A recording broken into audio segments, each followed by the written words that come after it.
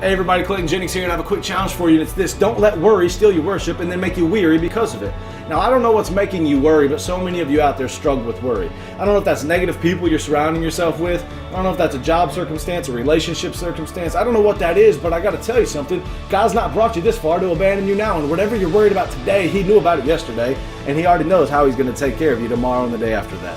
So distance yourself from whatever's making you worry and draw near to the one who says, I've already got you, and His name's Jesus. That's the best thing you could ever do. Instead of letting fear conquer you, let your faith conquer your fear. That's the best way to live free. Focus on Jesus. Don't worry. I promise you that He loves you, and even though you might not know how it's going to turn out, He already does, and He loves you enough to make sure you're going to be okay. God bless you. Have you been blessed? He is more than you could ever need.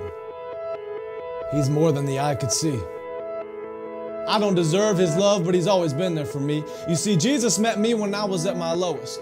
And if you don't know Jesus, know this: He is the greatest example of generosity this world of greed has ever seen. And when Jesus hit the scene, He changed the scenery and met diversity with serenity. If you're looking for peace, He offers plenty. Jesus was and Jesus will forever be King. And when the angels sing, they sing of the grace that was displayed for sinners like me. I can't explain Him and I can't describe Him. And if I could, He wouldn't be Jesus, because you can't explain eternity and you can't comprehend the galaxies. But it was the loving hands of Jesus who spun them into existence and created man, knowing He would go to the cross to pay our sentence.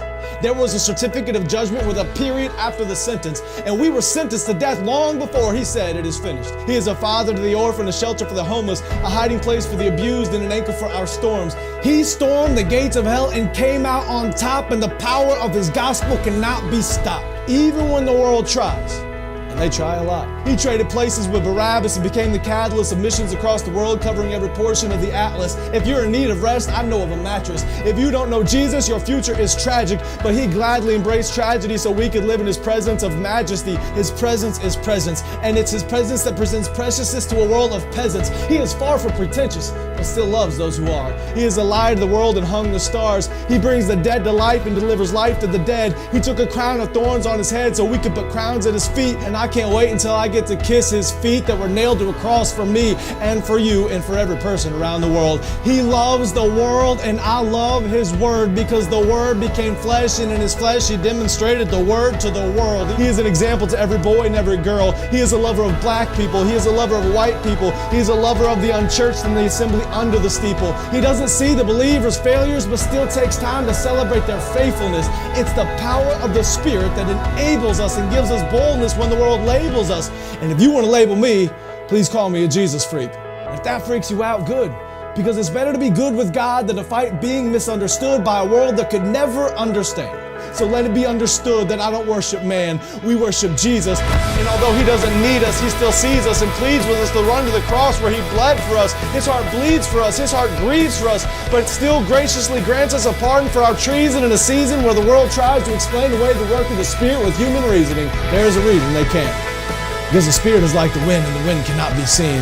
But loved is the one who believes without seeing the unseen. I'm telling you today that Jesus is something. He's something more. He's something great. And if you want to know Him, you don't have to wait. He stands at the narrow path with a key to the gate, and you only have to reach out and embrace His grace. I don't care who's president.